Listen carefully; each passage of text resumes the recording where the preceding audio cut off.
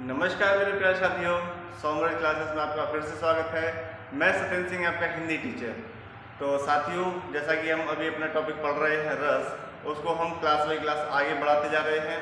आज हम फिर उसी रस टॉपिक को आगे बढ़ाएंगे अपने नेक्स्ट रस के साथ में। जो हमारा अगला रस है आज जिसके बारे में हम बात करने जा रहे हैं वो है हमारा रौद्र रस। सबसे पहले मैं बता दूं आपको साथियों, रौद्र रस क्या होता है। रौद्र रस जब उत्पत्ति होता है, रौद्र रस की उत्पत्ति जब होती है हमारे मन में, जब हमें गुस्सा आ जाए, क्रोध आ जाए, तब हमारे मन में रौद्र रस की उत्पत्ति होती है।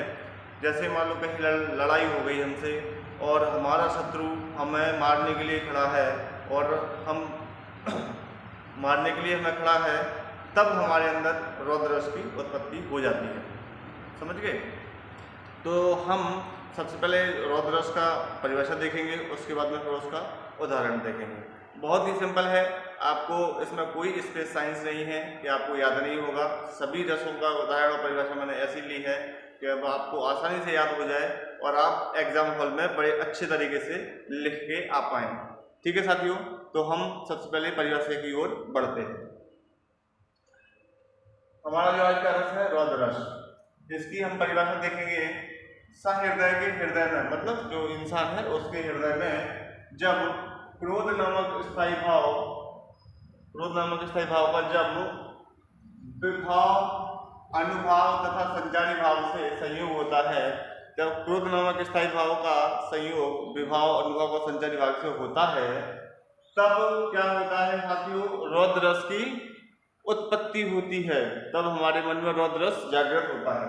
ठीक है, अब ये रौद्र रस की जागृत होने का एक उदाहरण है। एक उदाहरण है वहां का, रणभूमि में श्री कृष्ण जी लेके खड़े, सारथी बन के खड़े थे अर्जुन जी के भाई आपको लड़ना है। तो अर्जुन जी बोले कि हे केशव, मेरे सामने मेरे परिवार वाले खड़े हैं, मेरे घर वाले खड़े हैं, मेरे गुरुजन खड़े हैं, मेरे आदरणीय खड़े हैं, मैं कैसे लड़ूं इनसे? मैं नहीं लड़ पाऊंगा। और उनने अपना बाण तीर जो भी था उनके पास वो सब छोड़ दिया और नीचे बैठ गए। चूंकि कौरवों पांडवों का युद्ध था तो लड़ना तो था ही। तो श्री कृष्ण ने क्या सोचा कि अब इनको कैसे लड़वाया जाए। तो उनने एक योजना बनाई, उनने उनको उकसाया। श्री कृष्ण ने उनको उकसाया, ऐसे ऐसे वचन बोले कि उन्होंने तुम्हारी बीवी का चीर हरण किया भरी सभा में, और आप लोगों को घर से बाहर निकाल दिया बेइज्जत करके, आप लोगों को वनवास करा दे दिया। तब जाके इन सब बातों को सुन के अर्जुन के मन में क्रोध उत्पन्न हुआ। तब ये उदाहरण बना। तो उदाहरण जो है हमारा ये है कि श्री कृष्ण के सुन वचन, श्री कृष्ण ने अपने वचन को बोल बोल के अर्जुन के अंदर क्रोध जागृत कर दिया। श्री कृष्ण के सुन वचन, अर्जुन क्रोध से जलने लगे। अर्जुन में इतना क्रोध आ गया कि वो क्रोध के मारे जलने लगे। सब शोक अपना भूलकर, जो वो शोक मना रहे थे कि सामने मेरे घर वाले खड़े हैं, सामने मेरे परिवार वाले खड़े हैं, मेरे गुरुजन खड़े हैं, वो सब भूल गए। वो सब शोक अपना भूलकर करतल युगल मलने लगे। करतल युगल का मतलब होता है अपनी हथेलियां मलने लगे। जो अपने लड़ने का तैयार हो जाता है ना, आजा अब मैं बताऊंगा तुझे, ऐसे लड़ने के तैयार हो जाते हैं, उसी का मतलब, इसका वही मतलब होता है, करतल युगल मलने लगे। संसार देखे अब हमारे, फिर वो कहते हैं श्री कृष्ण के, संसार देखो अब हमारे शत्रु रण में मृत पड़े। अब हमारे जो शत्रु है ना, आपको रण में मृत पड़े मिलेंगे। करती यह घोषणा, उन्होंने ये घोषणा की और यह घोषणा करते हुए वे हो गए उठकर खड़े। अर्जुन जी ने ये घोषणा करी कि अब हमारे जो शत्रु है वो रण में आपको मृत मिलेंगे, और इसी घोषणा के साथ वो द्वार से लड़ने के लिए तैयार हो गए। तो ये था हमारा रौद्र रस की परिभाषा और रौद्र रस का उदाहरण। अब चलते हैं हम अपने नेक्स्ट वाले रस पर। तो अगला साथियों, अगला हमारा जो रस है वो है अद्भुत रस। अद्भुत रस क्या होता है? अद्भुत मतलब होता है विस्मय, हम आश्चर्य में आ जाते हैं। ठीक है, अद्भुत का स्थायी भाव क्या होता है? विस्मय। और इसका मतलब क्या होता है हिंदी में समझा जाए कि हम आश्चर्य में आ जाते हैं, उसको बोलते हैं अद्भुत रस। जैसे कि परिभाषा में लिखा है, जब विस्मय नामक स्थायी भाव का संयोग विभाव, अनुभाव तथा संचारी भाव से होता है, तब क्या होता है? अद्भुत रस की उत्पत्ति होती है। तब क्या होता है, अद्भुत रस की उत्पत्ति होती है। अब जैसे उदाहरण हम देखेंगे, उदाहरण जो लिखा है, बिन पग चले सुने बिन काना। ऐसे देखना, बिन पग चला का मतलब बिना पैरों के चल रहा है। ये मतलब अगर इंसान हो या जानवर बिना पैरों के तो चलेगा नहीं, चलेगा तो आखिर पैरों से ही। तो वो कह रहे हैं कि बिन पग चले, उसके पैर नहीं फिर भी चल रहा है, बड़ा अजीब है। सुने बिन काना, कान भी नहीं है तब भी सुन रहा है।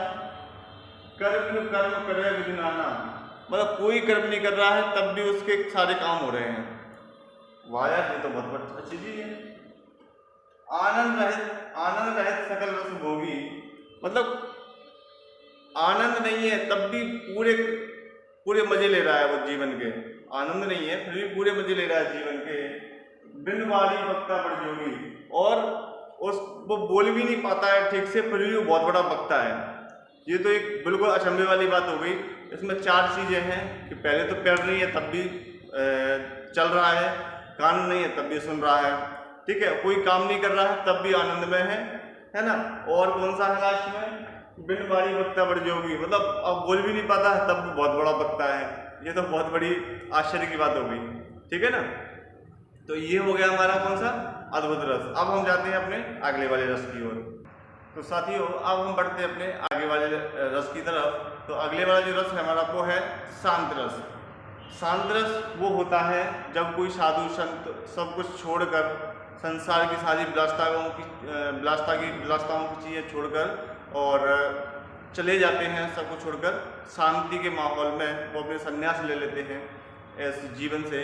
तो तब हमारा कौन सा रस उत्पत्ति होता है, उत्पत्ति रस की कौन सी होती है, शांत रस की, ठीक है। शांत रस का हम परिभाषा देखेंगे। सबसे पहले शांत रस की जो परिभाषा है, जब संसार की सभी वस्तुओं की नश्वरता का अनुभव करते हुए, मतलब संसार की सभी वस्तुओं की नश्वरता का अनुभव करते हुए का मतलब होता है कि संसार में वो सारी वस्तुएं जो नष्ट होती हैं उन सब का अनुभव करते हुए अगर कोई इंसान के हृदय में वैराग्य या निर्वेद भाव उत्पन्न होता है। वैराग्य मतलब ये सभी चीज़ें छोड़ छाड़ के चला जाता है अकेले एकांत में। तो वैराग्य या निर्वेद भाव उत्पन्न होता है, यही निर्वेद स्थायी भाव, और जो निर्वेद स्थायी भाव हो गया, यही निर्वेद स्थायी भाव जब विभाव अनुभाव तथा संचारी भाव के सहयोग से क्या उत्पन्न करते हैं, शांत रस की उत्पत्ति करते हैं। तो इनके सहयोग से क्या होता है, शांत रस की उत्पत्ति होती है, ठीक है। उदाहरण में हम देखेंगे, जग असार संकट मुनि नाना, मतलब वो ये कह रहे हैं कि जग में बहुत सारे संकट हैं, हमें उनसे कुछ लेना देना नहीं है। विकल व्रत चित्त साधु समाना, अगर आपका जो मन है, चित्त मतलब मन है, अगर वो साधु के समान है तो दुनिया में कितने भी संकट क्यों ना हो आपको उनसे कोई फर्क नहीं पड़ेगा। तो जब अपन शांति के एक माहौल में चले जाते हैं तो दुनिया के किसी भी संकट के बारे में हम नहीं सोचते हैं, तो हमें उससे कोई मतलब नहीं रह जाता है, ठीक है। अब हमारा जो बचा है लास्ट वाला रस, वात्सल रस, अब हम बढ़ते हैं उसकी ओर। साथियों अब हम आ गए हैं अपने सबसे लास्ट वाले रस पर, जिसका नाम है वात्सल्य रस। वात्सल्य का मतलब होता है साथियों कि जब माँ और उसके बच्चे के बीच में जो प्रेम होता है, माँ और उसके बच्चे के बीच में जो प्रेम होता है, मतलब मातृ प्रेम, जिसको मातृत्व प्रेम बोलते हैं, उस प्रेम के अंदर वात्सल्य रस की निष्पत्ति होती है ना। जैसे कि श्री कृष्ण जब छोटे थे तो यशोदा मैया उनके पीछे भागती थी उनको पकड़ने के लिए, वो आगे आगे चलते थे, जब उनको पकड़ लेती थी तो उनको गोद में उठा लेते थे, मेरा लल्ला करके। तो वो जो प्रेम था ना, उसको वात्सल्य रस बोलते हैं। अब यहाँ पर हमने उसकी परिभाषा उदाहरण दिया है, सबसे पहले उसको देखते हैं। सहृदय के मन में, मतलब जो व्यक्ति है उसके मन में वत्सल या प्रेम नामक स्थायी भाव, वत्सल मतलब जो बालक से जो प्रेम है उसको प्रेम भी बोलते हैं, इसका स्थायी प्रेम भी होता है और वत्सल भी बोलते हैं, ठीक है। वत्सल या प्रेम नामक स्थायी भाव का जब विभाव अनुभाव तथा संचारी भाव से संयोग होता है तब वात्सल्य रस की क्या होती है, उत्पत्ति होती है, ठीक है। तो हम अब इसके उदाहरण देखेंगे। उदाहरण में लिखा है, कौशल्या जब बोलत जाई। अब ये जो है ये उदाहरण दिया है जब राम जी का बचपन था और उनकी माता उनको कुछ बोलने गई होंगी, तब प्रभु ने जो प्रतिक्रिया दी है उसका उल्लेख इसमें किया गया है। कि कौशल्या जब बोलने जाए, कौशल्या जब बोलने जाती थी राम जी को कुछ, जब वो छोटे थे तब, तो ठुमक ठुमक प्रभु चल ही पड़ाई। तो जो छोटे छोटे बच्चे चलते हैं ना ठुमक ठुमक के, उनको चलने को ठुमक ठुमक बोलते हैं, मतलब थोड़े लचकाते हुए, तो उसी को बोलते हैं ठुमक ठुमक। तो राम जी को जैसे वो बोलने आए तो वो प्रभु ठुमक ठुमक के आगे चल दिए। तब ये उदाहरण बना कि कौशल्या जब बोलन आई ठुमक ठुमक प्रभु चल ही पड़ाई, मतलब तो प्रभु दूसरी साइड को चलने लगे। ये था हमारा आखिरी रस जिसका नाम था बात्सल्य रस। ठीक है, अब हमारा जो पूरा टॉपिक कंप्लीट हो गया है रस का, जिसके पहली वीडियो में है आपकी रस की परिभाषा, रस होता क्या है, रस के अवयव क्या है, और रस कितने प्रकार के होते हैं, ये सारा है। सेकंड वाले में भी है आपके 3 या 4 रस, उसके बाद में थर्ड वाले में भी 4 है और फोर्थ वाले में भी 4 है। ठीक है, तो ऐसे ऐसे करके 4 वीडियो बनाई है मैंने। आप सभी वीडियो को देखें, अच्छे ध्यान से पढ़ें, उनको समझें, और अगर आप नोट्स बनाना चाहते हैं नोट्स बनाएं। ठीक है ना, ऐसे ऐसे क्रम बाई क्रम में आपको भाषा बोध में, काव्य बोध में बनाते हैं। सबसे पहले रस हो गया, अब अलंकार और छंद की क्लासेस भी मैं धीरे धीरे करके डालूंगा, तो आपका सारा जो सिलेबस है वो कंप्लीट हो जाएगा, उसकी आप टेंशन नहीं लीजिएगा। तो वीडियो को लाइक करें, कमेंट करें, शेयर करें अपने दोस्तों के साथ, इसलिए क्योंकि ये वीडियो है आपके दोस्त को भी यूजफुल हो जाए, है ना।